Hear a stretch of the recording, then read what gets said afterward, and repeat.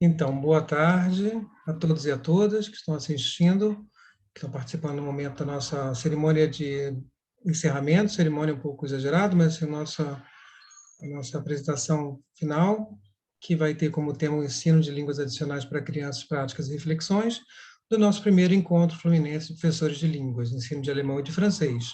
Como quem já participou aqui dos outros momentos desse nosso evento, sabe, nós começamos com alemão e francês, mas nossa ideia é realmente expandir isso mais adiante para, eventualmente, espanhol, outras línguas que queiram participar conosco e trocar ideias, experiências sobre o ensino de língua na educação básica, inicialmente, mas não só. Eu gostaria, então, de chamar o meu colega Cleiton Dantas, que já está apresentando o PowerPoint dele, a começar o trabalho. O Cleiton é um colega muito querido, que eu já conheço há muitos anos. Ele foi meu aluno, né, no Instituto Goethe, depois fomos na UERJ, ele fez mestrado, também especialização comigo, lá na especialização em ensino de alemão, e ele vai nos falar sobre exatamente esse tema que é caro a ele, porque ele trabalha exatamente com crianças. E, Cleiton, sem mais delongas, eu pediria que você começasse, então. Pode se apresentar também, mais detalhes relevantes que você acha. Tá ótimo, obrigado, Edu. Boa tarde a todos, né? Passou das 5 horas. Queria agradecer pelo convite de estar aqui com vocês para apresentar esse trabalho.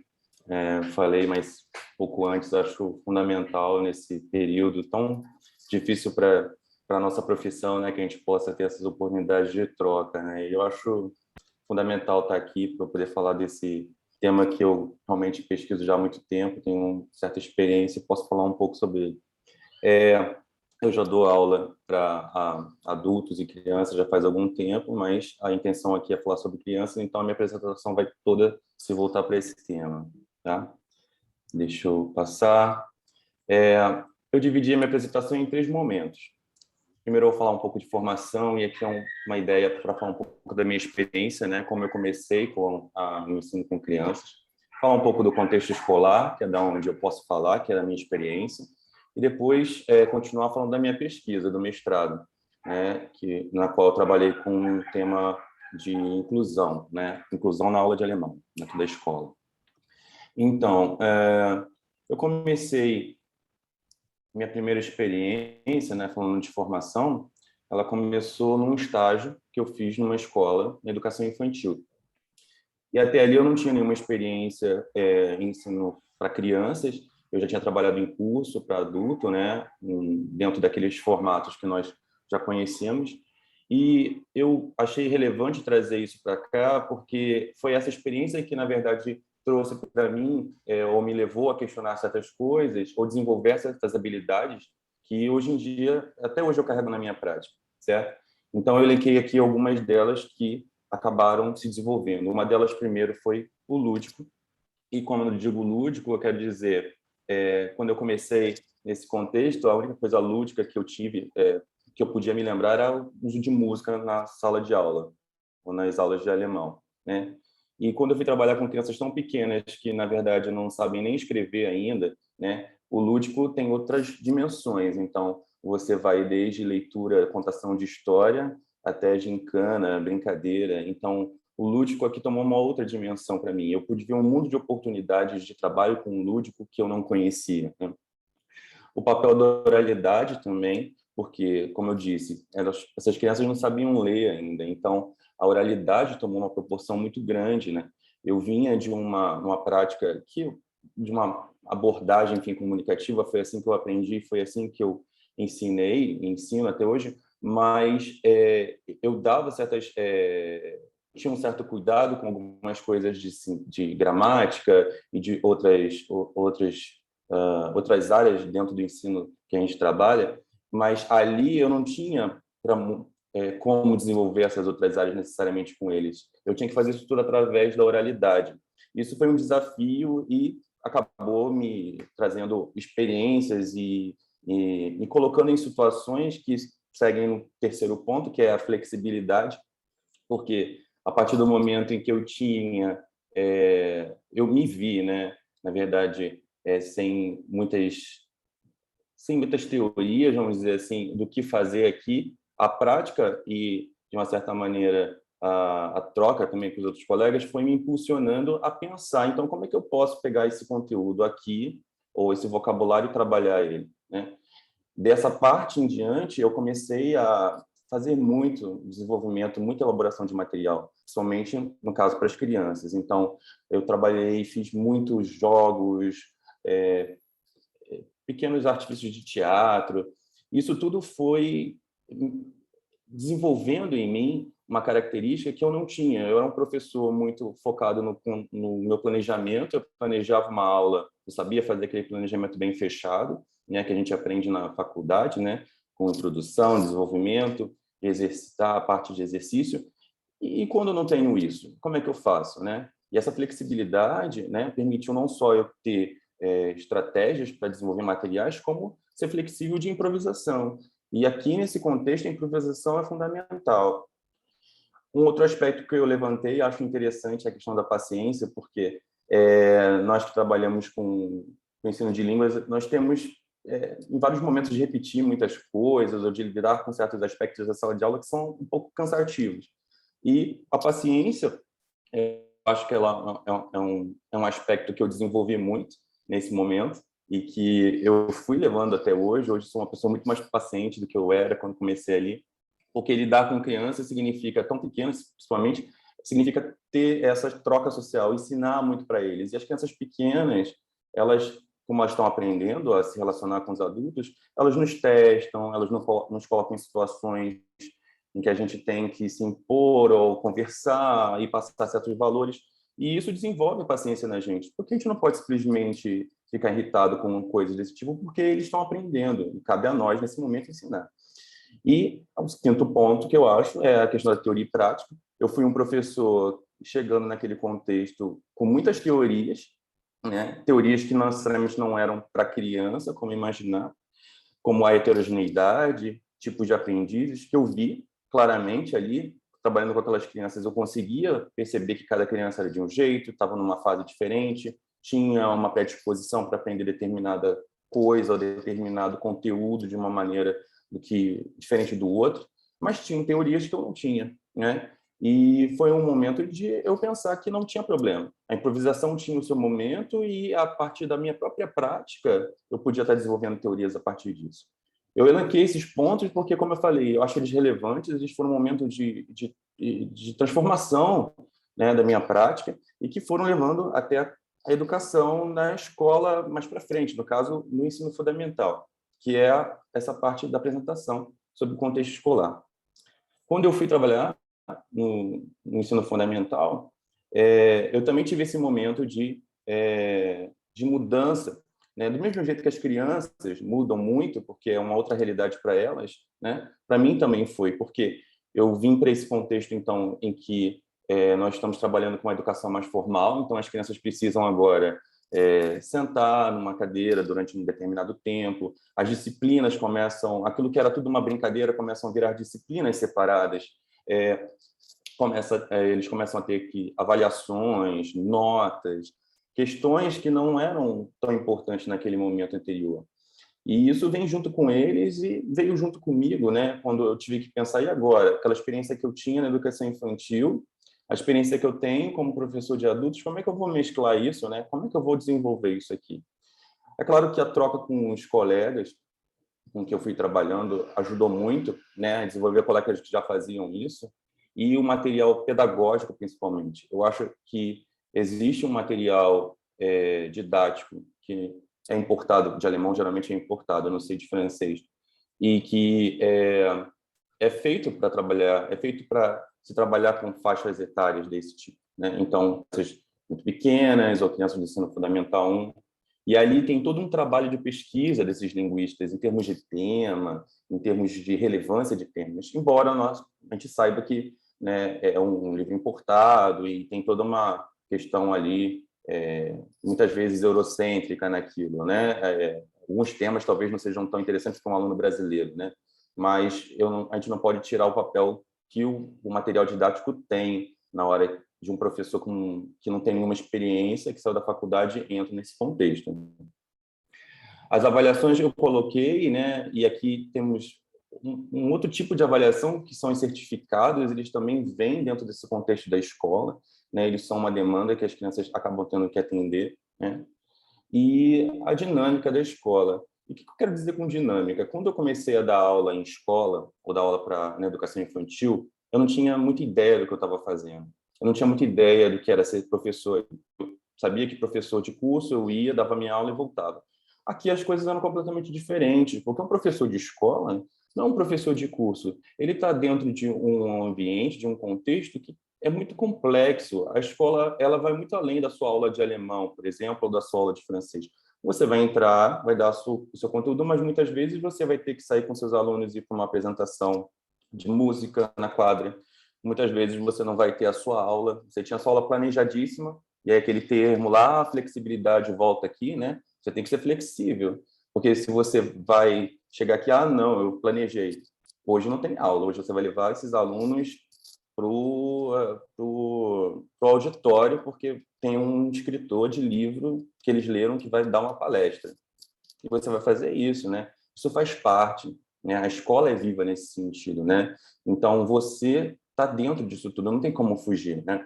E eu brinco muito, eu falo muito com colegas que querem trabalhar em escola, né? Ou que são formandos, né? Graduandos, né? Que temos aqui, alguns que podem estar ouvindo a gente também, que é fundamental um estágio, eu acho, sabe? Faça um estágio, porque você precisa entender, existem vários lugares que você pode trabalhar, né, como professor de língua, e inclusive para criança, né, em certos cursos. Mas a escola tem uma dinâmica muito própria, né? E é interessante você ter essa vivência antes de se comprometer totalmente, porque às vezes você pode chegar lá e adorar, e às vezes aquilo realmente te incomodar por causa dessa demanda grande, né?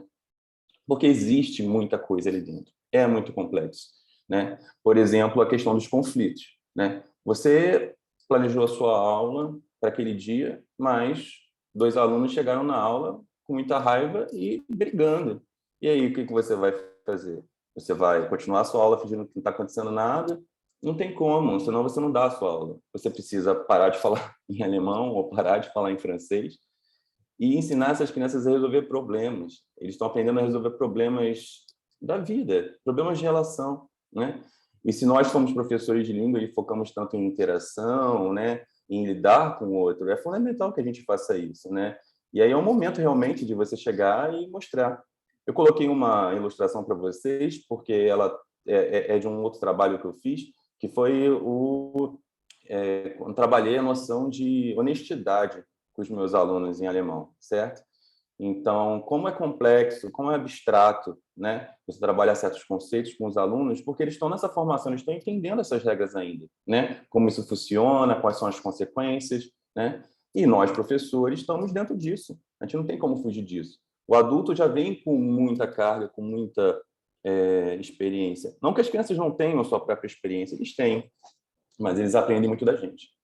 E aí as emoções entram dentro disso como um aspecto que é fundamental dentro das nossas aulas, né? A criança está feliz, a criança está triste, a criança está desanimada, a criança está chateada.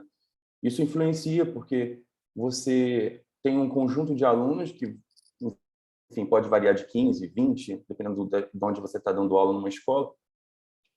E aquele aluno, às vezes, que não está prestando atenção, aquele aluno, às vezes, que não está respondendo, que está muito quieto, ele pode estar com uma questão, né, que você não sabe. E as emoções têm muito a ver com isso. Muitas vezes, crianças que estão chateadas com alguma outra coisa, chegam na sua aula e a sua aula é tão animada que isso muda o dia dela, né? E é para entender mesmo como é complexo. E por isso eu vou falar um pouco de processo de ensino-aprendizagem, porque é um pouco da minha pesquisa também, como isso é complexo, né? E como não cabe só aos professores. Nós, professores, somos uma peça disso tudo, né? Nós temos fatores internos e externos que estão dentro que estão em jogo aqui, né? Eu tenho fatores internos como, por exemplo, a motivação, né? A tolerância à ambiguidade desse aluno. Quem não está familiarizado com esse termo, tolerância à ambiguidade é a capacidade que o aluno tem de não se incomodar ou não ficar chateado com aquilo que ele não está entendendo. Então, ele vai selecionando aquilo que ele está entendendo, daquilo tudo que você está falando, e aquilo não atrapalha ele, né? Ele consegue. Então, ele tem uma alta tolerância à ambiguidade. Quando ele tem pouca tolerância à ambiguidade, é aquele aluno que geralmente já fica super irritado quando não está entendendo nada que você está falando, né? Atitude, personalidade, aspectos cognitivos, como os mecanismos de atenção, de percepção, a própria memória, que é uma questão que em línguas, né, nós damos tanto valor, né, quantidade de vocabulário, enfim, que esse aluno pode ativar. E esses fatores externos, nós somos um deles, né, somos o professor, a gente está ali do lado de fora desse aluno, temos o meio social, classe socioeconômica, o contexto de aprendizagem que esse aluno está, a estrutura do espaço, a sala, né, aquela sala de língua, sabe, que tem imagem, que tem mapa, que tem trabalho que o aluno fez, material pedagógico, né? Se o material pedagógico que você está usando é adequado para esse aluno, não é adequado para esse aluno, né? Sala de aula e o tempo. O tempo ele vai retomar na minha apresentação no final, porque o tempo é uma questão muito importante. Aqui eu estou falando de tempo de exposição, né? Quanto tempo esse aluno está exposto a essa língua, como que a gente consegue expor ele cada vez mais. Mas o tempo é muito mais complexo do que isso. Eu vou elencar um desses fatores aqui, que é a motivação, porque ele é interessante para o que eu vou continuar falando. Eu acho que muito dos artigos que eu leio e muito da minha prática e das minhas inquietações vem em cima disso, né? Quanto que esse aluno está motivado, né? Geralmente tem muito artigo disso. Como motivar meu aluno não está motivado, como motivá-lo, né? A gente, claro que muitos alunos às vezes não verbalizam, né, motivação ou desmotivação, né? São certas pistas psicolinguísticas que nós, né, conseguimos perceber como professores, né? Os olhares, o corpo, certas pistas que nós vamos percebendo que nos dizem muito sobre isso e que é caro a nós porque a gente quer que o aluno fique motivado, principalmente nesse contexto. Vocês pensem, nós estamos falando de uma escola. A criança, muitas vezes, de francês ou de alemão, vai estar numa escola, uma criança de segundo, terceiro, quarto ano, não por escolha própria, né? Ela está ali porque os pais decidiram que ela tem que estar ali. É diferente de um aluno adulto que vai para o seu curso lá por algum motivo, seja ele qual for. Então, a motivação aqui é mais complexa. Como é que eu vou motivar um aluno que nem escolheu estar ali, né? Que não escolheu essa matéria? Alemão, francês, vai ser uma disciplina para ele na escola, que ele vai ter que tomar nota, vai passar de ano, vai estar no boletim. É mais uma matemática, um português, você vai ser mais uma dessas matérias. E como motivá-lo, né?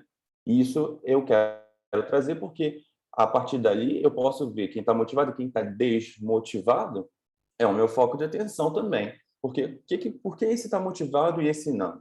O que eu estou fazendo aqui que é interessante para esse e não é interessante para esse, né? E aqui eu estou falando de professor crítico, né? Que é esse professor que olha a sua prática, que percebe, que observa e fala assim, o que eu posso fazer de diferente, né? Que não mantém as coisas do jeito que estão. Não, se ele está desmotivado, deixa. Geralmente tem muito esse em escola, né? Quem tem experiência aqui em escola, né? Aí ele é quietinho, né? Ele deixa ele lá, né? Não, né? A gente dá muita atenção aos alunos que têm problema de comportamento, ou os alunos que chamam mais atenção, os alunos quietinhos ficam ali no canto, né?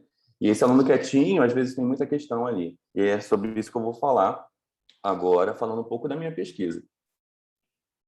A minha pesquisa é minha pesquisa de mestrado, que eu vou apresentar para vocês. Eu tentei enxugar um pouco, tentar deixá-la menos teórica, enfim, para poder a apresentação ficar um pouco mais fluida. É claro que, né, a gente vai conversando aqui.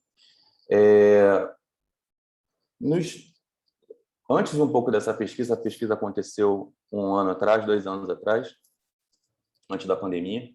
Eu já tinha um período de 3 anos em que eu estava lidando com questões com relação às minhas crianças com necessidades especiais. E agora, voltando a falar de desmotivação, especificamente essas crianças. Essas crianças com necessidades especiais, as que eu tinha nas minhas turmas, estavam desmotivadas. Claro que a gente tem outros alunos, mas eu foquei nesses alunos. Eu falei, por que essa criança que tem essa necessidade especial está desmotivada? Na época, né, eu coloquei algumas necessidades especiais para aqueles que não estão familiarizados com isso, né? Na escola, hoje em dia, e com os avanços, claro, né, das áreas que se ocupam dessas questões, desses transtornos, eles conseguem hoje identificar com melhor precisão a que tipo de questão essa criança tem. Porque há muito tempo a gente acha que o aluno é preguiçoso, que o aluno não gosta da aula, que o aluno quer chamar a atenção. Na verdade, o aluno tem alguma dificuldade que vai além do controle dele, como, por exemplo, TDAH ou algum tipo de espectro autista, né? Ou a própria dislexia, que foi o caso que eu elaborei. Eu tive durante 3 anos alunos disléxicos na minha aula, e todos com baixo rendimento em provas, desmotivados, com problemas de sociabilização. Isso foi me incomodando durante muito tempo. Eu fui tentando fazer algumas intervenções, mas eu não fiz de uma maneira formal isso, de uma maneira sistemática, como eu aí fiz na época do mestrado, na pesquisa. Isso tudo foi encaminhando através dessa frustração, que foi crescendo até o ponto que eu falei, eu vou ter que fazer alguma coisa aqui. E, nessa época, eu escolhi, de uma turma que eu tinha, para um aluno disléxico, para fazer um estudo de caso. E é sobre isso que eu vou falar. Eu dividi agora essa parte da pesquisa em 4 momentos. Tá? Primeiro, eu vou falar um pouco da observação e da intervenção. Depois, eu vou falar um pouquinho da elaboração das práticas pedagógicas. Depois, desenvolvimento dos entendimentos que foram gerados dessa análise e falar um pouquinho do nosso papel de professor educador, que eu quero dizer aqui, tá? As observações, elas começam, na verdade, é muito complicado falar de observação quando ela começou. A observação começou desde sempre, né? Ela se formalizou ali no começo do ano, mas eu já estava observando isso há muito tempo. Eu tinha um diário de campo, no qual eu ia anotando tudo aquilo que eu fazia naquelas aulas e como aquele aluno se comportava com aquele material. Isso foi registrado todo dia, né? E, a partir dessa intervenção, dessa observação, eu comecei a pensar, então, como que eu vou desenvolver alguma prática que vai de encontro às necessidades desse aluno? Primeiro, então, eu tenho que pensar nas necessidades dele, né? E aí, uma das questões da minha pesquisa era a questão da teoria, né? Onde está essa teoria? Não tem teoria? Onde que eu posso ter orientações? Eu, professor de alemão, vou ter orientações de como trabalhar com uma criança disléxica na aula. Eu fui buscar algumas. A primeira delas foi a Cartilha da Inclusão Escolar. A Cartilha da Inclusão Escolar é um documento, né, que foi feito por várias associações de vários tipos específicos de transtorno ou de algum tipo de pesquisa, e eles lá reúnem algumas orientações para cada tipo de situação. Esse documento foi dado aos professores pela escola, e naquele momento eu não tinha dado muita atenção a esse documento e falei, não, vamos olhar isso aqui e vamos ver o que eu posso fazer com isso. E fui estudar esse documento.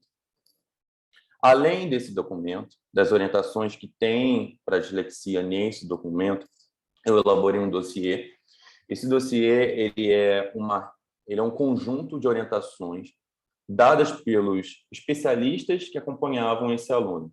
Então, todos os especialistas que acompanham crianças em escola, eles emitem laudos, eles emitem um tipo de documento que explica, que orienta algumas coisas aos professores. Isso fica arquivado, todas as escolas têm isso. Eu tive acesso a esses documentos e dali eu elaborei um resumo de todas aquelas orientações de todos os especialistas que acompanhavam esse aluno. E fiz uma entrevista com ele. Eu sentei com ele, fiz uma entrevista semi-estruturada com ele, com alguns temas, e gravei a entrevista, transcrevi a entrevista e fiz a análise. Desses 3 documentos, então, eu cruzei tudo. Eu fui olhando cada um deles, cruzando cada informação, vendo quais categorias se repetiam e vendo dessas categorias quais os critérios, então, que eu usaria para elaborar essas práticas. Dessa análise que eu fiz de orientações e necessidades desse aluno, eu consegui 4 critérios.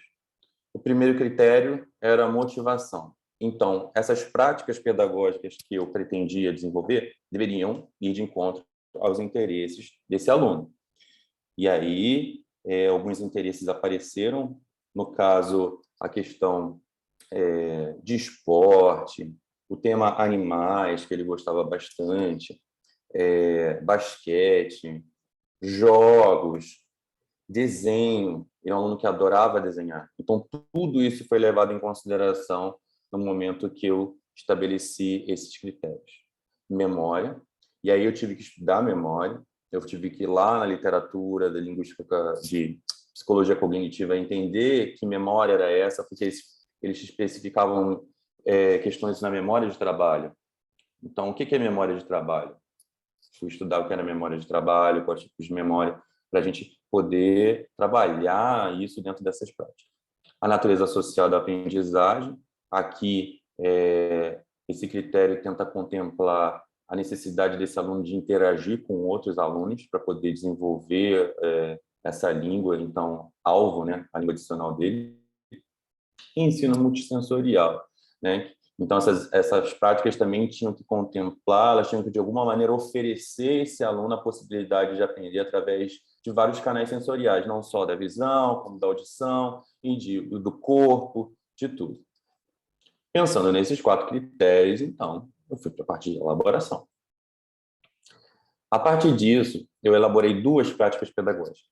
A primeira prática pedagógica se chama A Vida na Fazenda, que é uma tradução minha para Das Leben auf dem Bauernhof, que é o tema que a gente trabalha nessa prática. E a prática 2, que é o final de semana, a escola e o alemão, so das Wochenende de Schule und Deutsch. A prática 1, ela é uma prática, na verdade, é uma leitura. O que eu fiz? O material didático oferecia um texto, uma leitura de um texto. Eu peguei esse texto, então, e adaptei, né? E adaptei para que eu pudesse atender alguns critérios. Por exemplo, nesse caso foi motivação, porque o tema era um tema que ele gostava. E no caso aqui, o item 4, que é o multissensorial. Eu vou explicar agora passo a passo, ela tem 3 etapas. A primeira etapa foi a apresentação do tema, que foi essa aqui. Primeiro eu mostrei um vídeo curto sobre Das Leben auf dem Bauernhof, a vida na fazenda. Eles viam umas crianças na fazenda, tinha um vocabulário ali. A intenção de mostrar esse vídeo foi ativar esse frame de fazenda, né, a ideia dele de fazenda, para que esse vocabulário, mesmo em português, fosse ativado. E depois uma discussão com eles, depois do vídeo, sobre o vocabulário, criando esse associograma com eles, né? Então, aqui eu colocava eu projetava esse associograma para eles e eles iam completando. Eles iam falando e eu escrevendo no quadro junto com eles, ativando esse vocabulário da vida na fazenda, certo? Aqui. Como é que eu fiz isso? A apresentação ela aconteceu aqui, na frente, né, da tela. Eu coloquei as mesas em U. Para quem não conhece, essa U, né, que a gente faz em sala de aula, porque eu queria que a percepção dos meus alunos, e a dele principalmente, estivessem para frente, todos estivessem para frente no momento da apresentação. E queria depois, na discussão, que um olhasse para o outro. Então, eu queria que essa forma me ajudasse com os mecanismos de percepção, com todos esses processos sociocognitivos aqui, né, de interação, através dessa forma. Então, a gente fez essa forma, discutiu sobre o tema e foi para a parte 2. Como que funcionou a parte 2, a etapa 2? A etapa 2 são as estações de leitura. Eu peguei o texto original, dividi ele em 4 partes. Para cada parte do texto, eles tinham que resolver uma tarefa. Eu dividi as crianças em grupos. E aqui entra aquele critério de social, né, de aprendizagem, é uma característica social. Eu preciso que eles interajam um com o outro. Então, eu formei pequenos grupos O grupo dele foi um grupo que eu formei de propósito, que eu coloquei ele exatamente com outros alunos que eu considerava, a partir das minhas observações de várias aulas, como alunos propensos a ajudar ele, não alunos que fossem muito impacientes, alunos que tivessem algum tipo de problema em explicar. Eu peguei os meus alunos que tinham um desempenho melhor e que tinham essas habilidades sociais mais desenvolvidas para colocar junto com ele. E aí dividir eles nessas estações. Para quem não está familiarizado com estação, ela funciona assim, né? Você coloca, a minha foram 4 estações, mas pode fazer com menos, com mais. Você coloca as mesas separadas, lugares separados, esses alunos vão para cada lugar em grupo resolver uma tarefa, e a partir de um momento ou de um comando, eles têm que mudar de estação. E aí eles vão mudando até que todo mundo faça tudo isso, até que todo mundo passe por todas as estações, faça todas as atividades, certo? Então, cada estação tinha um fragmento do texto e tinha uma tarefa. As tarefas eram variadas. Eu tinha, por exemplo, essa aqui, que eles tinham que ler a pergunta e marcar qual imagem respondia melhor o que estava no texto. Estão vendo que eu não quero que ele escreva nada necessariamente? Primeiro, ele tem que identificar a imagem, né? Aqui a questão sensorial, a questão da imagem. O aluno disléxico, eu não tive a oportunidade de falar, acabei pulando essa parte, né? Quem não tá falando, quem não entende muito pouco sobre dislexia, né? A dislexia ela é um transtorno que ela afeta a decodificação fonológica, né? Então, processamento fonológico do aluno. Então, o aluno não consegue, ele tem dificuldade em decodificar o grafema e o fonema. Então, a letra e o som, né? Então, isso vai atrapalhar na leitura, isso vai atrapalhar na escrita, né? Que foram as atividades que ele teve sempre dificuldade e foram as quais me levaram a fazer a pesquisa também, né? Por isso que a prática 1 é uma prática de leitura, né? É uma brincadeira, é uma atividade de leitura, porque ele sempre teve problemas com esse tipo de atividade, por causa da questão, né, da dislexia. Então, voltando, aqui eles teriam que marcar uma das alternativas que respondesse e descrever a cena. Lembrando aqui que é um trabalho em grupo. Então, aqui ele não tinha que ler sozinho. O grupo lia junto. Ou um lia, os outros ouviam, né? E o mais interessante dessa atividade de leitura, das estações de leitura, foi justamente o trabalho em grupo. Porque o aluno que tinha problema, tinha problema em ler algumas coisas, os outros liam para ele, né? E isso é uma das orientações que se coloca dentro da cartilha, né? A possibilidade de alguém ler o texto para ele não é um problema, certo? Porque o que ele fica é cansado. O aluno que tem dislexia, ele vai começar a ler aqui, depois, se ele começar a não entender mais, ele vai ficar muito cansado, porque ele vai gastar muita energia para tentar ler e vai desistir. E com outro aluno ajudando, ele consegue terminar a tarefa. E foi justamente o que foi acontecendo. A etapa 3 da prática 1, ela era uma parte individual. Aí sim, eles voltavam, sentavam, iam, né? Então, ler o texto de novo sozinhos e responder essa pergunta: Wie gefällt dir das Leben auf dem Bauernhof? Né? O que você gosta na vida na fazenda? Né? Eles teriam que ler esse texto de novo, encontrar alguns aspectos positivos ou negativos que estivessem no justificar, né, o que eles acharam desse tema, né? Essa parte de leitura individual foi uma parte muito difícil, porque justamente por causa da dislexia, né, um texto tão longo demanda muita energia e ele não foi tão bem nessa parte. Agora, falando um pouco da prática 2, a vida ao final de semana, a escola e o alemão. Na verdade, essa prática é um teste, são 2 testes, certo? Ele tinha sempre dificuldade em testes de escrita e leitura, então eu pensei, o que está dando de errado nesses testes, né? O que esses testes, que característica que tem nesses testes, o que eu faço, o que nós estamos fazendo que não está funcionando, né? Então, eu pensei, eu tenho que fazer um teste, eu tenho que adaptar um teste. Acho super pertinente, e foi isso que eu fiz. Eu peguei e dividi em 3 partes. A primeira parte, a etapa 1, é ao final de semana. Ela é um teste oral. A escola e o alemão também é um teste oral. E a produção escrita no final sobre esses mesmos temas. Agora, como é que eu fiz isso? Tá bom, final de semana. Eu peguei e ele recebeu essa tira, né, grande de rolo de filme, e ele tinha que desenhar na ordem 5 atividades que ele fez no final de semana. Fazendo isso, a intenção é que a memória, porque quando eles estão falando, né, ele tem que relembrar várias coisas. Então, o auxílio do desenho, além de ser uma questão afetiva para ele, porque ele gostava do desenho, né, ativar a motivação dele, também ajudava na memória. Então, aqui ele fez os desenhos e depois ele narrou para mim o que ele fez no final de semana dele. Essa interação com ele foi gravada, certo? O áudio foi gravado e isso é usado depois. A segunda parte, a etapa 2, a escola do alemão, Schule und Deutsch. Aqui ele recebia esses 2 cartões, muito parecidos com o que a gente usa em prova de certificado. Então, eu tenho aqui algumas palavras, que são palavras para dar um impulso para ele falar. E na interação ele tinha que falar, produzir algumas opiniões sobre esses 2 temas. Ele estava terminando, então, o 5º ano, né, o ensino fundamental 1, e era um momento de reflexão para a turma toda.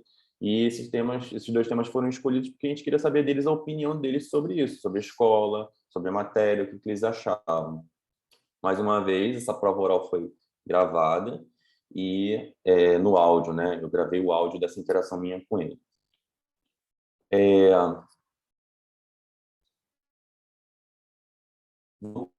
Continuando a terceira parte da produção escrita, ele recebeu então o teste. O teste, da parte da frente, Was hast du am Wochenende gemacht? Sobre o final de semana. Ele tinha de novo a tira, ele teria que fazer os desenhos de novo e escrever. Só que aqui ele usou as gravações da nossa interação como auxílio para a escrita dele. Isso é um recurso que muitos disléxicos usam, né? Eles gravam o que eles falam quando estão lendo para depois ouvir, quando eles não conseguem lembrar. Então, ele teve acesso a isso e ele usou a própria gravação para auxiliar ele na escrita, tanto desse texto sobre Wochenende, sobre o final de semana, como sobre alemão e a família. Aqui ele tinha outros recursos, como as imagens, algumas palavras, e mesmo assim eu também dei a gravação para ele ter esse auxílio também, né? Então, aqui termino essa segunda prática, né? Então, a prática 1 foi aquela parte de leitura e a segunda prática foram esses testes aqui. E a partir daqui eu vou, então, já encaminhar para análise. Como é que eu fiz, né? Nós tínhamos eu tinha, então, as interações gravadas dele, eu tinha os testes que ele fez, eu tinha as gravações e os registros do diário de campo lá da prática 1, que foi a parte da leitura, de como ele se comportou durante toda aquela prática, e aí eu fui analisar isso. Eu usei várias teorias, certo? Essa pesquisa eu precisei ir tanto na parte da pedagogia da inclusão, quanto em aquisição de linguagem, ensino e aprendizagem de línguas. Eu estou elencando aqui três aspectos que foram que eu usei para fazer a análise. E os aspectos atencionais, de respeito à atenção, eu usei a teoria da atenção conjunta do Tomazelo para analisar isso. Os aspectos emocionais, para olhar as emoções, eu usei a teoria das emoções de fundo do Damasio, né? Ele dá um pouco algumas ferramentas para a gente observar as emoções na sala de aula. E os aspectos interacionais eu usei basicamente teoria sociocultural, certo? Vygotsky, né? E aí para poder analisar a interação dele comigo e com os outros alunos. A partir dessa análise, né, o que a gente pôde ver? Na prática 1, a etapa na qual esses mecanismos, esses processos sociocognitivos de atenção, de interação, de emoção, eles se movimentaram mais na etapa 2, na etapa da estação de leitura, quando ele estava com os amigos, fazendo, junto com os outros, no auxílio dos outros, todos esses aspectos aqui apareceram mais na análise. E na prática 2, foi a etapa 2, que é uma prova oral. Se vocês lembram, a prova oral também, a prática 1, a etapa 1 também foi uma prova oral. Só que no segundo dia de prova oral, porque elas foram feitas em 2 dias, ele estava muito mais solto, ele falou muito mais. Ele não falou sobre os temas que eu estava falando nesse trâmite da prova, mas ele falou de outras coisas, né? Interagindo comigo tranquilamente, muito diferente do dia 1. Então, aqui na etapa 2, esses mecanismos, esses processos sociocognitivos também se mobilizaram mais, né? Então, são esses, para resumir um pouco a análise, tá? Do que aconteceu a partir disso. Aqui eu tenho alguns entendimentos emergentes acerca disso. Primeiro é teoria e prática. O que eu consegui observar? Eu comecei essa pesquisa achando que eu não tinha teoria para trabalhar esse aspecto na minha sala de aula. Eu falei, não existe teoria para fazer isso. Não tem teoria para o professor de alemão intervir em aula com aluno disléxico. E eu estou fazendo isso me baseando na minha experiência, me baseando em práticas improvisadas, e a teoria não está ali. E a partir do que eu vi, da minha análise, não é isso. A teoria existe, mas não é uma teoria para professor de alemão. E ela não quis de alemão. A discussão acabou indo no sentido que nós, professores, e eu me coloco nesse grupo, como estava no começo da pesquisa, procurando geralmente por uma coisa meio pronta, certo? Eu quero, o que eu posso fazer aqui pronto já, né? Para aula de alemão aqui com um aluno disléxico. Não existe uma forma. Aí que está. A própria cartilha da inclusão escolar, quando eu começo a analisar ela, eu fico criticando porque ela é uma cartilha voltada só para o professor de turma, né? O professor de turma da criança. Mas, na verdade, não tem nenhum problema nisso. Ali tem teorias, ali tem algumas orientações, e você precisa se debruçar sobre essa teoria e tentar encontrar alguma maneira de equiparar ou de trazer isso para a sua prática. Nunca vai ser igual. Eu voltando a falar lá do início, né? A heterogeneidade. Nossos alunos são diferentes, sempre foram diferentes, né? O fato de hoje um aluno ter um diagnóstico de alguma coisa, ou eu saber um pouco melhor da dificuldade dele, na verdade é uma ajuda. Mas a gente já sabia disso, que são diferentes, né? E eu preciso analisar cada contexto e entender isso e associar isso com a teoria que eu tenho, né? Então, lá naquela cartilha ou no próprio dossiê, nas orientações dos especialistas, não vai ter uma teoria pronta. Eu preciso fazer esse trabalho de olhar, planejar a minha ação, né?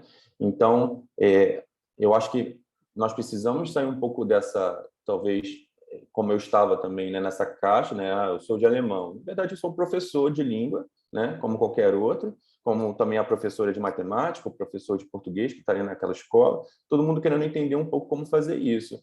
E a gente precisa trocar, e a gente precisa entender que nada vai vir pronto para a nossa disciplina. A gente precisa pegar as teorias e tentar, de alguma maneira, elaborar essa teoria para o nosso contexto. Isso vai encadear um segundo ponto, que é autonomia e flexibilidade. Eu acho que a inclusão na aula de alemão é possível, sim, ela foi possível na minha pesquisa, eu mostro isso, mas foi possível porque eu tive autonomia para escolher o que eu queria fazer, como eu queria fazer, e eu tive flexibilidade para escolher quando, o tempo que eu precisava, o material que eu ia usar. Sem isso, eu acho difícil, muito difícil, porque um professor que não pode olhar para esses aspectos da aula, como, por exemplo, um aluno que precisa de um pouco mais de atenção, e colocar isso no seu planejamento, eu vou ter que mexer na minha aula. E aí, mexo ou não mexo? Todas essas práticas que eu mostrei para vocês, a prática 1 e a 2, foram feitas com a turma toda. Eu não fiz isso com ele. Isso foi uma adaptação do material, mas foi para a turma inteira. A turma inteira leu o texto, a turma inteira fez as estações, a turma inteira fez aqueles dois testes. Aqueles dois testes não eram dois testes para ele. Todo mundo fez, preencheu aquele rolo de filme, todo mundo fez aquilo, todo mundo fez prova oral comigo com aquilo na mão, todo mundo fez igual. E é esse o princípio da inclusão. Eu não posso fazer uma coisa diferente só para ele, certo? Eu tenho que fazer uma prática, adaptar uma prática que inclua todo mundo ali. E isso não é benefício só para ele. Muitos alunos que têm outras questões, ou até mesmo dificuldade para certas questões de leitura, que não têm nenhum diagnóstico, se beneficiam dessa prática, se beneficiaram dessas atividades que eu fiz, desses testes que eu fiz, né? E isso é um princípio de inclusão, né? De um professor inclusivo ou de uma aula inclusiva. E aí eu volto aqui e retomo a natureza social da aprendizagem, né? Nós somos professores de línguas, nós estamos sempre trabalhando a questão da interação, e é isso. Vocês veem na análise que nos momentos de interação comigo na prova oral e com os amigos nas situações de leitura foi quando ele mais se desenvolveu, foi quando ele mais estava empolgado, motivadíssimo, né? Tem vários registros na minha análise dele super motivado, com as emoções lá em cima, né? Completamente diferente daquilo que eu observei no começo do ano, quando eu comecei a pesquisa. E disso tudo emerge a categoria tempo, né? Por que o tempo? Bem, eu falei pra caramba aqui falei bastante aqui sobre a questão do tempo para planejar, do tempo que esse aluno precisa. E como é que eu vou viabilizar isso tudo, né? Eu preciso de tempo, né? E isso tudo é muito complexo, porque envolve universidade, professor, escola, né? Nós, né, que viemos dessa universidade muitas vezes sem esse conteúdo, ou sem eu pelo menos não vim com essas teorias, né? Eu tive que aprender depois, né? A escola também precisa viabilizar, né? Educação continuada, momentos em que você possa se debruçar sobre essas teorias e trocar com os outros professores as mesmas dificuldades. E o próprio professor precisa ser um professor inclusivo. Como eu falei, existem posturas de como, ele é quieto, deixa ele lá. E existe a postura, eu não vou deixar ele quieto lá. Isso é uma postura. O professor, ser professor inclusivo é uma postura política, né? Escolher a inclusão é uma postura política, né? Então, eu acho que para a gente conseguir viabilizar esse ambiente inclusivo, eu preciso desses pontos que eu elenquei aqui, certo? E desse tripé: universidade, professor e escola. Eu preciso de universidade que ofereça teoria e prática, né, possibilidade de prática, né, e educação continuada também, porque eu acho, né, a todo momento a gente está sempre descobrindo alguma coisa, a gente precisa estar acompanhando isso. Eu preciso de uma escola que dê subsídio para fazer isso. Eu consegui fazer isso porque eu estava fazendo uma pesquisa, mas nem em todo momento a gente vai conseguir fazer isso. Eu preciso da escola que ofereça estrutura para eu desenvolver uma prática inclusiva. E o professor precisa ser um professor crítico, um professor inclusivo, que tome essa posição e que faça isso, certo?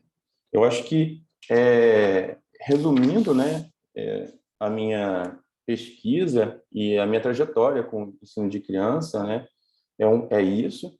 Eu acho que, como eu falei lá na educação infantil, muito daquilo lá, né, foi caminhando até aqui comigo e até hoje está na minha prática.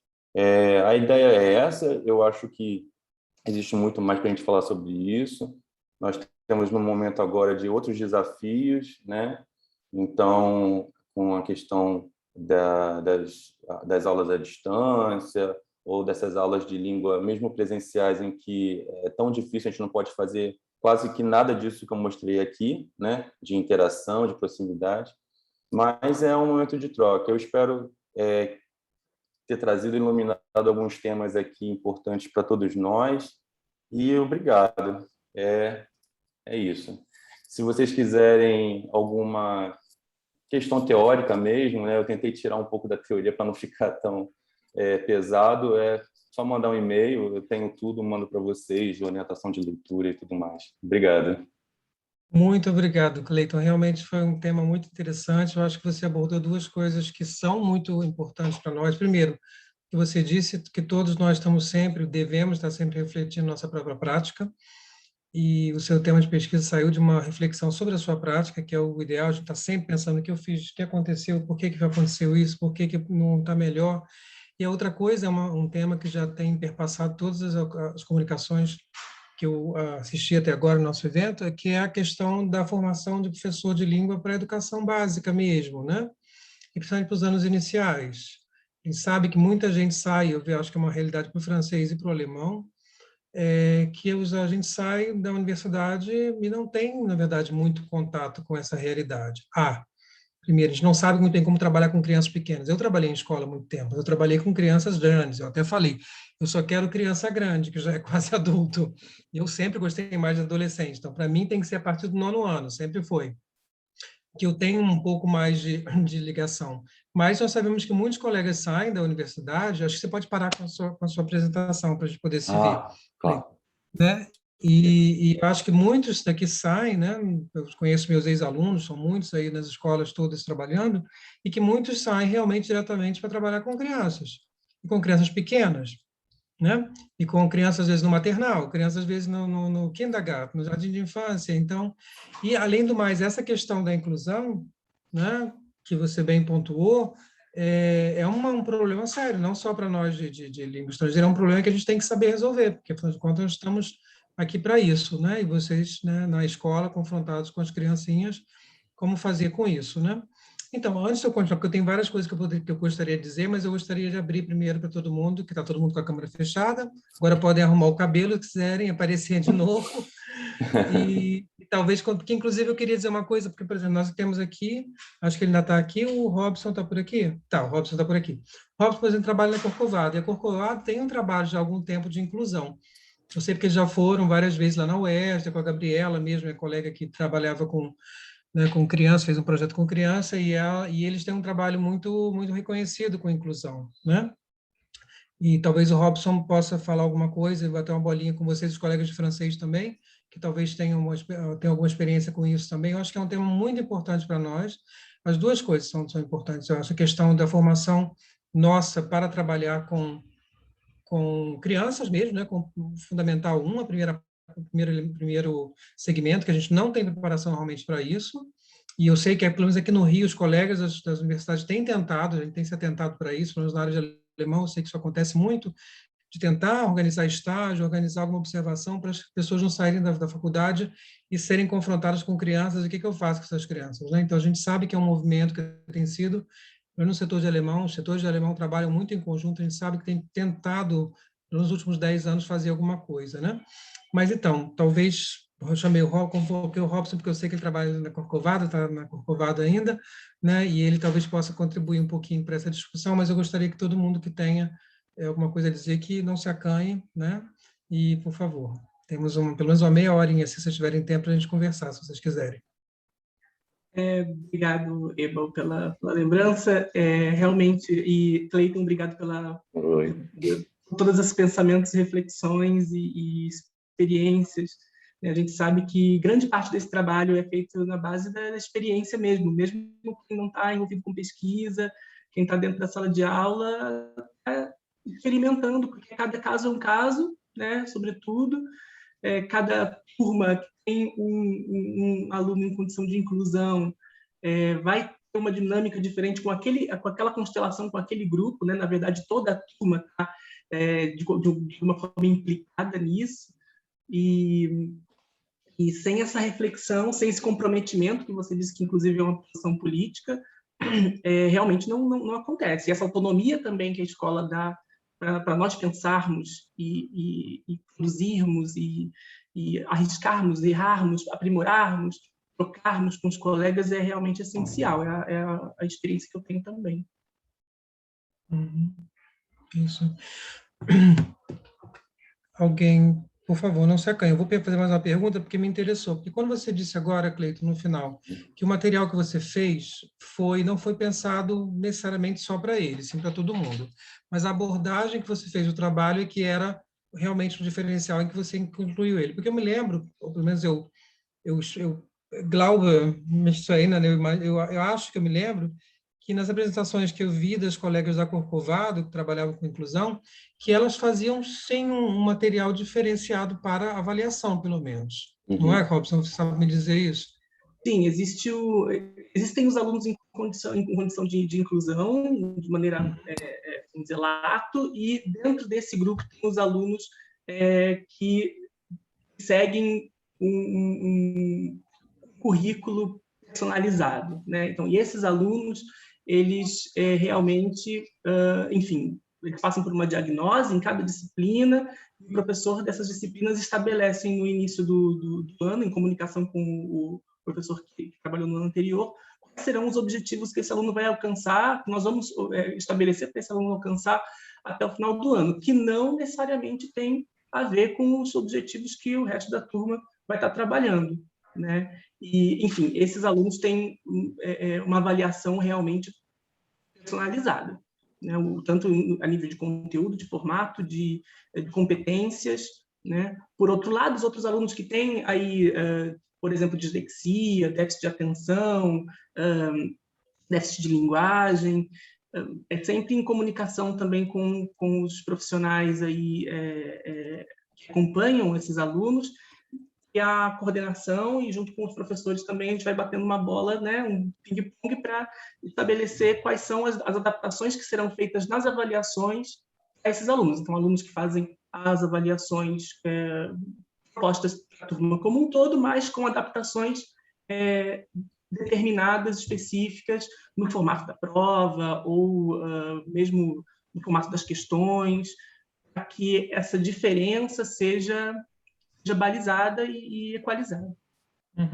Isso que o Robson falou, né? Tem isso na cartilha, inclusive, né? A orientação uma das orientações da cartilha é isso, né? Quando a criança tem algum tipo de comprometimento, enfim, num nível que não dá para você fazer essa inclusão, você faz um currículo personalizado para ela, que é o que ele comentou, né? Uma coisa que eu fiz na pesquisa, e aí aqui para a gente discutir, né, que é a questão das avaliações, que foi um momento de inquietação minha também, porque o que eu via muito no contexto, às vezes, era uma tentativa de adaptar avaliações e só.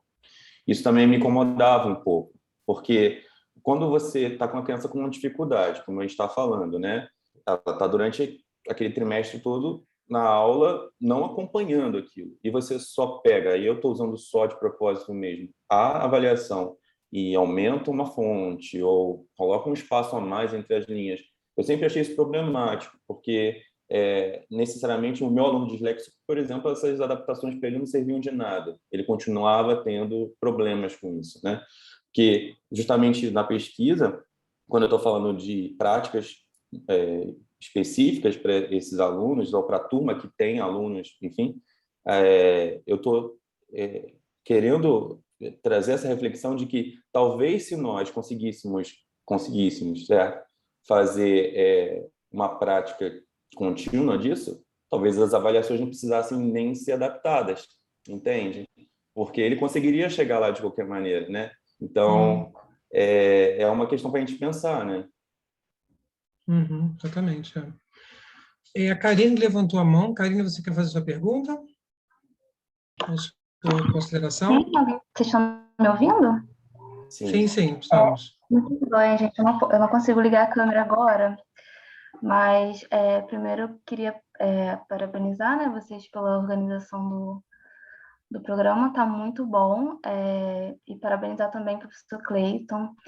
Eu achei a apresentação dele muito boa, muito bem organizada também, e me instigou bastante, assim, por exemplo, a maneira que você pegou, né, um caso específico de um aluno seu e conseguiu transformar aquilo em práticas, né, pedagógicas, né, a partir das suas observações, para a turma toda. E aí, uma coisa que eu achei curiosa, que você disse que não existe, não sei se foi exatamente isso, mas foi o que eu entendi, não existe literatura que seja específico para o ensino de alemão, né, com essas práticas, e você meio que teve que pegar ali umas teorias e ver como que aquilo se aplicava. Isso eu achei bem interessante mesmo. E, enfim, eu também faço língua estrangeira, né? Eu faço francês. Para mim foi muito interessante ver o que você criou aí de alternativa, né? Já penso, inclusive, em me inspirar em alguma coisa, assim. A tirinha eu achei fantástica, assim, para poder, né, fazer essa parte do oral. E a minha pergunta é mesmo nesse sentido, assim, né? Você disse que está fazendo seu mestrado nisso, e então em breve a gente deve ter alguma coisa aí sua também. Já tem? Já fiz, já Ele acabou, já já acabou. terminou, já. Entendi. Mas então, a minha pergunta era essa, assim, se você pretende, né? Você já escreveu, se tem alguma coisa para a gente ler disso, seu, né? Um relato de experiência, alguma coisa assim. E aí eu gostaria de ter links, né, desse arquivo. E se você já pensou que essas práticas, né? Porque você fala de inclusão de uma maneira, assim, bem... assim, eu acho que é bem próximo da palavra inclusão mesmo, porque você inclui o aluno, você não, tipo assim, cria uma coisa que é só para ele, mas de modo que todo mundo possa estar incluído também, né? Então, acho que isso é bem interessante. E aí eu fiquei pensando se você já levou em conta, né? Talvez já, mas não sei, já que você trabalha com crianças, que essas práticas também podem ajudar pessoas que vão aprender o idioma, mas que aprendem muito tarde, assim, muito tarde entre aspas, né? E tem essa dificuldade, principalmente o alemão, né? Que é uma língua bem complexa. Sim. E aí eu gostaria de saber se você já pensou sobre isso, porque eu acho que poderia ser interessante também. Obrigada. Obrigado, querida. Obrigado pela pergunta. Sim, eu acho assim, tudo que eu apresentei para vocês, a gente pode aplicar para tudo, né? Eu aprendi isso com criança, mas, por exemplo, a questão do lúdico é uma questão que a gente pode trabalhar com aluno adulto também, né? Eu nunca fiz, né, necessariamente naquela época, mas são coisas que a gente tem sempre possibilidade. A questão do aluno com dislexia adulto, e aí quando eu estou falando isso porque eu fui pesquisar muito sobre isso, fui para congresso de fonoaudiólogo, eu fui atrás para ver essas coisas e você vê muitos relatos de aluno adulto com trauma de língua estrangeira, com trauma, tipo assim, que eu odiava porque nunca conseguiu aprender, que ficou triste, isso o adulto com essa relação, isso me marcou muito, porque eu falei assim, gente, por quê, né? E a própria cartilha da inclusão, ela tem um ponto que ela fala que você pode, a língua estrangeira deveria ser facultativa para o aluno, como se ele não, entendeu? Fosse mais uma coisa que isso pode dificultar muito. A questão do aluno adulto é que o aluno adulto disléxico, ele já criou algumas coisas que a gente chama de estratégia, né? Ele vai criando mais estratégias para ele mesmo, e aí tem várias, sabe? Você vai vendo, porque você tem aluno disléxico formado, professor, doutor, a dislexia não é impedimento para isso, mas a criança ela ainda está aprendendo a lidar com isso, né? Muitas delas nem sabem o nome disso. O meu aluno, por exemplo, ele não sabia esse nome. Ele sabia que, né, ele tinha algumas questões, mas ele não sabia esse nome, dislexia, por exemplo, né? Então, para adulto, eu já vi alguns relatos da Roberta, né? Roberta Strank, muita gente que conhece, falando disso, de que ela tinha uma aluna que foi falar para ela, olha, eu tenho dislexia, eu preciso de mais tempo para fazer o teste. Isso é uma coisa que, né? Olha que interessante, né? E eles precisam, e não só precisam, eles têm, é lei, você tem que dar o tempo para ele fazer, sabe? A mais, porque ele precisa de mais tempo. Mas isso um adulto já sabe, né? Então, seria legal se todos nós soubéssemos, né? A gente sabe disso e fazer todo um planejamento e entender isso, né? E realmente, o que você falou, eu acho que é para a gente usar para tudo, sabe? Esse pensamento inclusivo tem que ser para os adultos também, porque nós temos muitos adultos aí, não só com dislexia, com outros, e que muitas vezes eles nem falam, né? Mas isso vai interferindo na nossa prática também, né? Para a gente não caminhar para essa homogeneização, né? Isso. Obrigado, então, pela pergunta, Karine. Temos aqui a Fabiana, que levantou a mão, e o Stefano, não sei quem foi que levantou primeiro, só recebi as duas ao mesmo tempo. Foi Fabiana. Fabiana, por favor, Fabiana. Então. Obrigada. Cleiton, em primeiro lugar, prazer te rever, mesmo que seja... Oi, né, querida, tudo bem? a oportunidade de trabalhar juntos, né, um tempo muito bacana, não sabia dessa sua pesquisa, parabéns, muito Obrigado. interessante. e a gente fica querendo realmente ver mais resultados e ler, né? Eu confirmo aí as expectativas da Karine, desculpa, de ter acesso também a esse material, né? Então, assim, parabéns pela criatividade, né? Pela coragem de trilhar esse caminho aí não percorrido, né? De fazer um trabalho tão criativo, inventivo, desbravador, enfim, né? De juntar essas peças que normalmente não estão juntas, né? E que a gente está precisando que se junte, né? Realmente um trabalho muito bacana. Eu tenho algumas perguntinhas, assim, de curiosidade da questão de como você fez, são 2 perguntas. Você falou do diário de campo, eu só queria saber em que fases você usou o diário de campo, se em todas as fases, e depois em relação ao dossiê de especialistas, se você conseguiu consultar ou ter acesso aos dossiês de especialistas, dos especialistas que atendem esse aluno fora da escola. Porque eu imagino que seja um aluno com uma assessoria já toda, talvez de fonoaudiólogos, psicólogos, enfim. Uma curiosidade sobre o desenvolvimento. Depois eu tenho uma outra questão, mas essa são... Tá bom. Prazer te ver de novo, né? A gente, tanto tempo, né? Mas é tão gostoso se encontrar, né? Mesmo assim. Lá no CG, né? A gente trabalhou naquela época no CG. Então, Fabiana, assim, o diário de campo, desde sempre. Foi sempre usei o diário de campo. Em alguns momentos, na época que eu fiz as intervenções, principalmente, eu tive que usar também vídeo, mas eu usei o vídeo para fazer anotações melhores, porque como a dinâmica era muito, eu não tinha como... Porque eu dava aula, depois acabava a aula, sentava e começava a digitar. Então, era qual foi a atividade, como foi e como ele se comportou. Era sempre assim, como ele se comportou. E caminhava por isso. Então, teve na observação, na elaboração não, e na intervenção eu fiz com auxílio de vídeo só para ter umas anotações melhores, porque como eu tinha que olhar para esses aspectos psicolinguísticos, né, ombro para cima, ombro para baixo, olho para cima, né, então posição do tronco, então eu precisava de uma riqueza de detalhes que eu não ia ter como anotar na hora, e aí eu usei o vídeo para isso, e aí foi que enriqueceu a análise, principalmente na parte das emoções. Só uma... Yes. Esses critérios estavam estabelecidos, eu estou assim, curiosa em relação à metodologia. Se você estabeleceu os critérios de observação anteriormente ou posteriormente? Ou você tinha uma teoria? E aí você encontrou uma teoria para embasar Sim. isso? Tá. Então, foi... quando você começou a anotar, era um voo cego, você estava anotando tudo, porque você não sabia o que ia ser relevante. Nossa, é um trabalho hercúleo. Um ano. E aí, a segunda pergunta foi sobre... O acesso aos dossiês. O dossiê. Não, as crianças elas têm uma pasta em que esses documentos ficam arquivados. Quando eu consegui a autorização do comitê de ética para fazer a pesquisa na escola, aí a escola autorizou a pesquisa, então eu tinha acesso a tudo. Aí eu peguei, xeroquei e aí fui analisando um por um. E aí, como você falou, era fonoaudiólogo, psicopedagogo e psicólogo, né?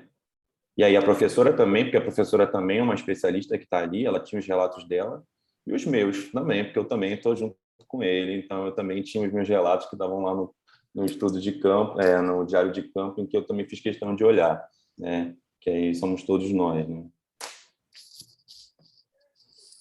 Nossa, um trabalho, né, incrível, né? Também de estabelecer os critérios, né? O que vai ser relevante para a questão. Foi uma análise constante e essas categorias elas foram aparecendo. Aí quando elas iam aparecendo, eu ia anotando. Algumas, às vezes, eu nem avancei muito porque depois não dava conta a análise e o texto.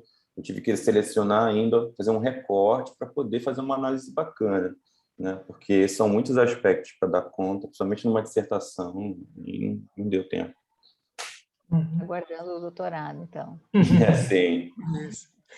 Obrigado, Fabiana, pela pergunta. Stephanie, você quer colocar sua pergunta? Na verdade, era a questão do comitê de ética, que ele falou brevemente, e aí não ficou muito claro, você só conseguiu acesso desses outros profissionais que o acompanhavam depois do comitê de ética, antes... A pesquisa só podia... Não, eu podia olhar, se eu quisesse, tá. eu podia olhar. Eu posso olhar, o professor podia usar isso em pesquisa, né? Para usar isso na pesquisa e começar a formalizar, eu precisava formalizar esse comitê de ética, isso antes de começar qualquer coisa, porque a observação, a olhar, a perceber, ficar frustrado, isso tudo sempre aconteceu. Só que formalizar mesmo, não. Agora começou o diário de campo. Vou começar hoje a fazer o diário de campo. Isso foi só depois que foi tudo autorizado. Uhum. E a minha outra pergunta, ela é bem pontual. Você falou que, assim, pelo que eu entendi, as atividades englobavam toda a turma, mas na avaliação, você falou que na prova oral ele pode utilizar os áudios como um recurso. Sim. Os demais colegas de turma dele também receberam os áudios? Ou ele foi convocado para uma outra sala? Ou essa interação ocorreu com a turma e de forma tranquila? Como é que foi essa interação nesse processo? Não, esse é o único momento que ele saiu. Esse momento ele ficou separado para poder ele ouvir,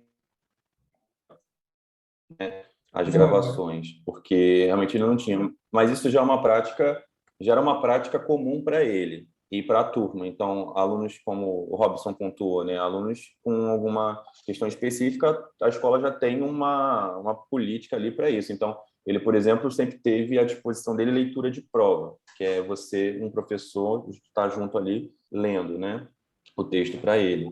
E ele sempre fez, na verdade, essas avaliações separadas. Então, eu não queria tirar ele da sala desnecessariamente, mas tem coisas que para ele escrever esse texto, ele precisaria de concentração, ele precisava ouvir bem o áudio, e já era uma prática para ele, nunca foi um problema para ele, entendeu?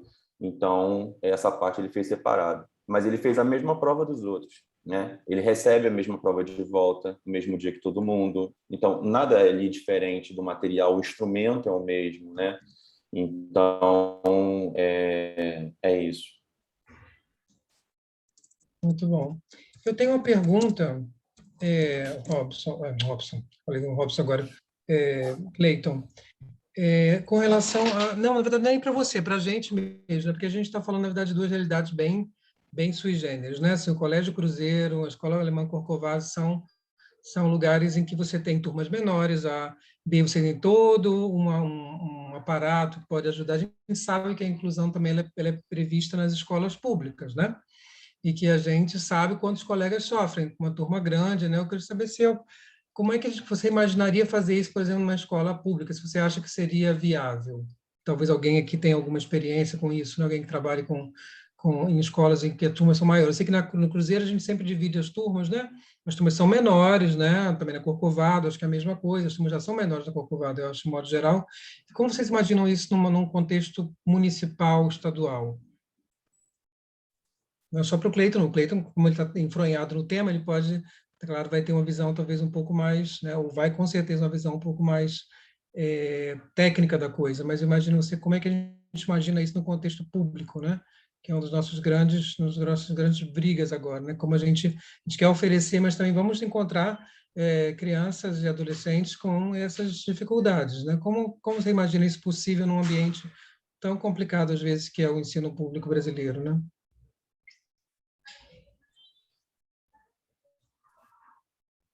Eu respondo, então?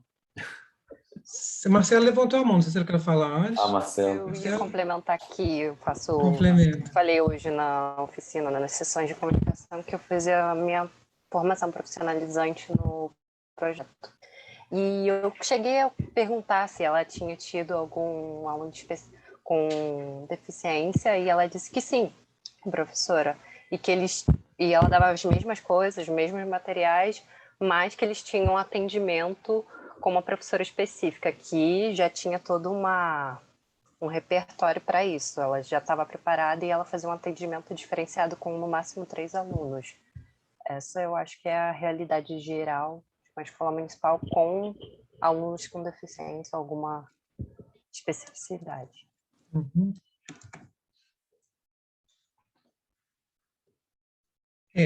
Então, agora, Cleiton, você pode... Eu acho possível, como ela falou, né? dentro de com uma estrutura. Eu estava voltando naquela parte daquele tripé, né? É aquilo de novo. Se você não tem uma escola que dá para você estrutura para isso acontecer, fica muito difícil. Porque como que um professor com uma turma muito cheia, né, pode dar conta de questões desse tipo? É muito difícil, né? Mesmo na questão, no contexto particular, né? Existem certas questões que a gente não consegue, né, passar ou resolver. Eu falei da autonomia e flexibilidade. Nós temos autonomia, flexibilidade, ainda temos, né? Mas ela ainda podia ser melhor, eu acredito, sabe? Eu ainda podia. Nós estamos presos ainda a conteúdos fixos por ano ou por avaliações trimestrais, certos instrumentos que prendem a gente ainda um pouco. Uma questão de avaliação, por exemplo, desses alunos disléxicos. Eu tenho muita dificuldade de escrever um texto. Mesmo o texto, com toda a intervenção que eu fiz, não saiu um texto bom. Não saiu, né? E aí ele é penalizado por isso. Não deveria, sabe? O que se orienta o aluno tem um tempo diferente para desenvolver essas habilidades. Então, eu posso avaliar, por exemplo, existe toda umas orientações de alunos com dislexia para não fazer testes escritos, fazer uma prova oral no lugar do teste escrito, por exemplo, né? Aí você me pergunta, mas ele não vai desenvolver a escrita? Claro que vai, é só você fazer a atividade separada e não dar ponto ou tirar ponto dele por isso, porque ele vai desenvolver isso, só você fazer paralelo. Mas para você fazer isso, uma prática que envolva isso tudo, qualitativa, você precisa de autonomia, de flexibilidade, e precisa de um contexto. Ela falou, um professor que auxilie, né, esse aluno que possa dividir com você esse trabalho também, porque um professor sozinho dar conta disso tudo também é complicado dentro do esquema que nós temos de várias turmas, de muito material para planejar, né? Então, passa por isso. Sim. Marcelo, acho que levantou de novo a mão, depois a Stephanie e o Robson também, né? Eu tinha uma pergunta, assim, acho que não é o seu caso, mas como você está na escola, talvez você possa responder ou não. Você falou que os alunos podem fazer prova diferenciada, que alguns podem fazer prova oral em vez da prova escrita, só que nas escolas alemãs, talvez seja o caso também das escolas, dos liceus, né, de língua francesa, que algumas séries, né, o currículo é voltado para o certificado. Né? O alemão tem o IFAA, DSD, e aí nessas fases, esses alunos fazem essas provas, existe uma abordagem diferenciada se o aluno é de inclusão? Eu nunca soube assim, como funciona, na verdade. Olha, até onde eu sei, não. Tá? Isso é uma questão também para a gente discutir. Até onde eu sei de DSD, e eu fui olhar isso, pelo menos na instituição, eu não vi, né? E eu tenho uma das partes teóricas da onde eu fui, né, buscar um pouco de gente que faz isso que eu fiz, né? É uma professora inglesa, na verdade ela não é inglesa, mas ela trabalha na faculdade, esqueci agora o nome, mas enfim, ela trabalha com alunos também disléxicos, só que estão aprendendo inglês como língua adicional lá na Inglaterra e que tem dislexia. Ela faz isso também, né? E ela tem um artigo, alguns artigos exatamente sobre isso, sobre o uso de uma ferramenta, porque o aluno tem alguns lugares fazem isso. Você tem aquela ferramenta de leitura automática de texto, em vez de o disléxico precisar de alguém, você põe aquele programa para ler o texto para ele e ele pode, enfim, fazer isso. E ela faz essa adaptação numa prova de certificado de inglês lá com esses alunos. E no artigo dela, ela mostra que teve benefício nisso. Os alunos que usaram o programa tiveram, sim, se beneficiaram disso, os disléxicos, né? Uhum. E aí, é isso, né? Isso. Tal, Marcelo, acho que levantou antes do Robson, né? Marcelo, de novo. Só uma pergunta a título de curiosidade. Os pais desses alunos com dislexia, essas necessidades mais específicas, eles tinham uma noção de que tinha que ter uma adaptação, ou eles não sabiam e deixavam a cargo do professor e depois viram o resultado e agradeceram? Teve algum retorno? Algo nesse sentido? Esse aluno específico ou os alunos em geral que você está falando? Os que você tiver com essas questões, dislexia, TDAH.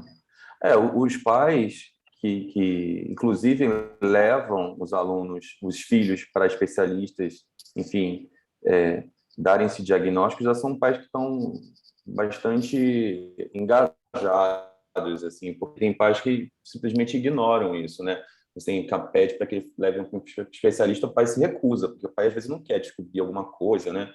Enfim, então os pais estão engajados nisso.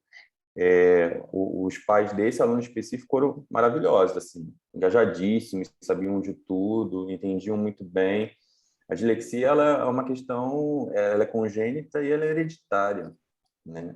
Então, o outro irmão dele, por exemplo, já mostrava que tinha algumas necessidades também, embora não tivesse diagnóstico, porque era muito jovem. Então, os pais que se engajam, dependendo da dificuldade, já conseguem se preparar para várias coisas. E os pais que estão ali na escola, eles justamente fazem, né, tem esses laudos de especialistas que é justamente para orientar a nossa prática, né? Está com a nota baixa, não está bem, não está se socializando bem. E aí, a partir daquelas reuniões, a gente tem reunião, às vezes, com o especialista, né? Para poder justamente orientar melhor a gente, né? Dentro da sala de aula. Uhum. É verdade. Robson? Então, a minha intervenção seria no sentido também de pontuar a questão da autonomia e de quão crucial isso pode ser também na questão da escola pública, né? E não só da autonomia do professor, mas em que haja condições para que o professor trabalhe a autonomia dos alunos que não estão em condição de inclusão, para justamente possibilitar que o professor dedique essa atenção individualizada nos momentos em que esse aluno precisa, e também possibilitar que os outros alunos possam contar com essa atenção individualizada, uma vez que eles dominam os métodos de aprendizagem, assim como o próprio aluno em condição de inclusão vai adquirindo também com o tempo as suas estratégias para compensar as limitações com que ele conta. Outra coisa que eu gostaria de complementar a respeito do DSD, e falar as provas, né, de proficiência, os exames que são aplicados na escola Corcovado, os alunos têm essa atenção, assim, eles começam, os alunos que precisam de mais tempo, eles começam mais cedo a prova e terminam mais tarde, tem uma margem de extensão de tempo, né? Então, o horário marcado, acho que eles começam 20 minutos antes e depois tem mais 20 minutos ou meia hora para terminar a produção escrita. Só não tenho certeza se eles têm leitura de prova. Eu tendo a dizer que sim, que isso também acontece, mas eu agora não em alguns casos, é necessário botar fonte diferente, ou espaçamento diferenciado. Isso também acontece na formatação da prova? Eu acho que não. Eu acho que... Teria uma questão em relação a essas adaptações da prova. Como é que é para solicitar isso? Se tem que ter algum tipo de atestado, se algum tipo de... ou se basta a afirmação de que a pessoa necessita dessas adaptações. Alguém saberia? Isso geralmente a escola tem, né? A escola fornece, porque as escolas estão sempre em contato. No caso dos exames oficiais, sim, eles sabem, as escolas sabem, né? Tudo documentado. Né? Às vezes acontece, são os pais quererem que não aconteça, né? Que os alunos não tenham esse tratamento diferenciado. Sim. Como a Helena colocou aqui, laudo e acompanhamento histórico do aluno, né? Para adulto, eu acho que não tem diferença. Eu nunca... Assim, eu me inscrevi tem uma semana, assim, para fazer um certificado. E, basicamente, assim, é meu e-mail, meu endereço, mas não pergunta se eu tenho alguma necessidade, enfim, ter alguma acessibilidade. Boa pergunta. Não sei também se há uma versão em braille, por exemplo, até pensando nesse tipo de coisa, né? Não sei. Helena colocou também uma questão sobre, agora na pandemia, né? Ficou mais complicado ainda a questão de quem tem dificuldades ainda com a pandemia, ainda ficou pior, mas esperemos que a pandemia seja só um episódio, que a gente daqui a pouco volte para o presencial com episódios híbridos, né? Exatamente. Gente, então, eu não sei, nós estamos aqui às 6h30, a discussão foi ótima. E gostaria muito de agradecer a todo mundo que participou. Alguém mais gostaria de falar alguma coisa? É o momento de se manifestar, porque senão a gente vai dar por encerrada essa parte do nosso último evento, nosso evento que acabou durando 2 dias e um pouco espaçado, né? Mas que foi ótimo, eu participei de todos os momentos, como a Helena também, e gostaríamos de agradecer de novo ao Cleiton por estar aqui compartilhando com a gente a experiência, todo o estudo que ele fez, sempre voltando a reiterar a questão de nós todos como pesquisadores da nossa própria prática, e também a questão da formação, que é uma coisa que está sempre muito na nossa cabeça, né? Nós, como estamos na universidade, né? Fabiana e eu, que no momento somos só nós dois, a Robson também daqui a pouco lá, né? Então, só queria agradecer de novo a presença de todo mundo. Quem não assinou a lista, por favor, faça ainda, resgate lá.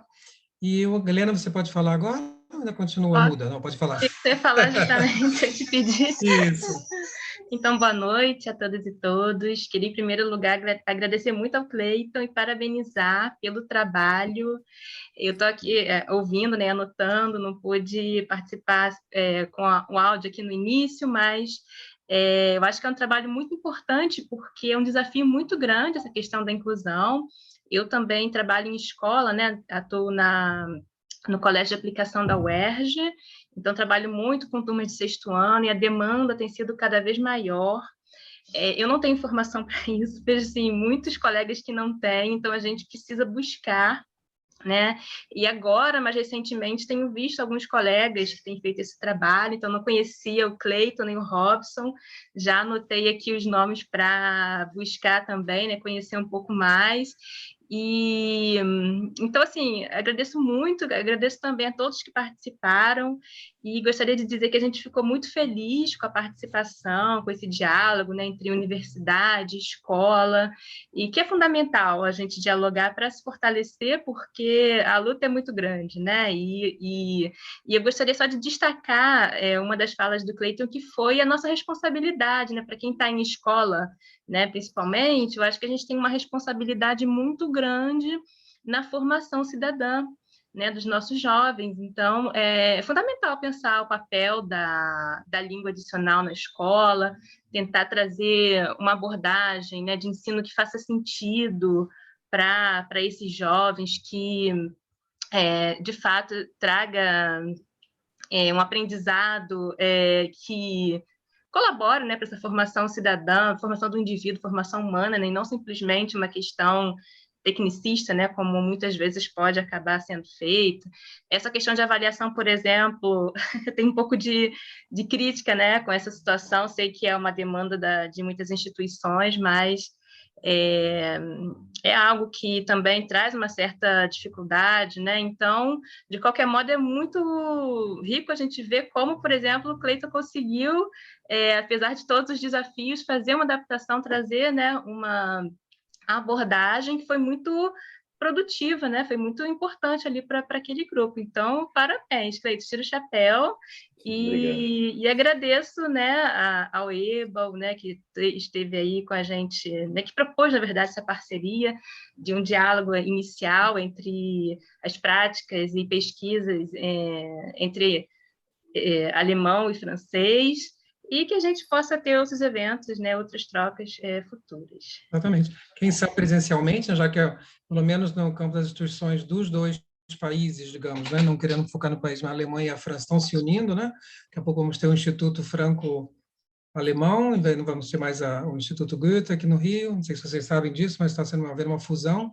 já a nível, não só aqui, o Rio era para ser o primeiro a fundir não com a Aliança Francesa, sim com o Institut Français, que é outra instituição, que aqui no Brasil não é presente, mas a ideia é que eles se tornem uma coisa só, e já tem em Palermo, na Itália já houve essa fusão.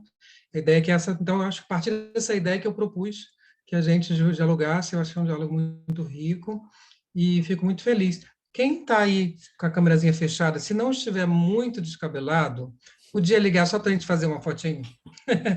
Helena, você faz? Que acho que você é melhor do que eu nisso. Faz uma fotinho? Que aí a gente, depois, para poder botar bonitinho, documentar tudo direitinho, que é importante, né? A gente já conversou sobre isso durante o evento, a importância da documentação, da gente ter uma historicidade, e saber que a gente está fazendo muita coisa aqui também em prol de uma coisa que a gente acredita, né? É verdade. Vamos ver se a Glória abriu também a câmera, muito bem. Que a Karine está com um problema. Rayane e Maria Larissa não sei se vão poder abrir a câmera. Mas já tá bom, assim. Tá bom, então vamos lá. Vou contar até 3, no 3 eu tiro o print, tá? Para ninguém perder o sorriso. 1, 2, 3 e... Bom, deixa eu ver aqui se ficou bom, só um minutinho. Sim, tá ótima, tá ótima. Bom. Então, gente, em nome da Associação de Professores de Francês do Rio de Janeiro, Associação de Professores de Alemão e da Associação de Associações de Professores de Alemão, que nós temos ainda a nossa Associação de Associações, gostaria de agradecer mais uma vez, depois da Helena também, pela participação de todos e que a gente tenha mais eventos e, quem sabe, oxalá, e todos eles nos deixem ano que vem ter um evento presencial, não é? Com comidinhas alemãs e francesas e quebecoises e africanas e tudo que a gente puder, tá bom? Verdade. Então tá, gente, foi um prazer. Tchauzinho, obrigado. Prazer. Tchau, tchau. Tchau. Tchau, obrigada.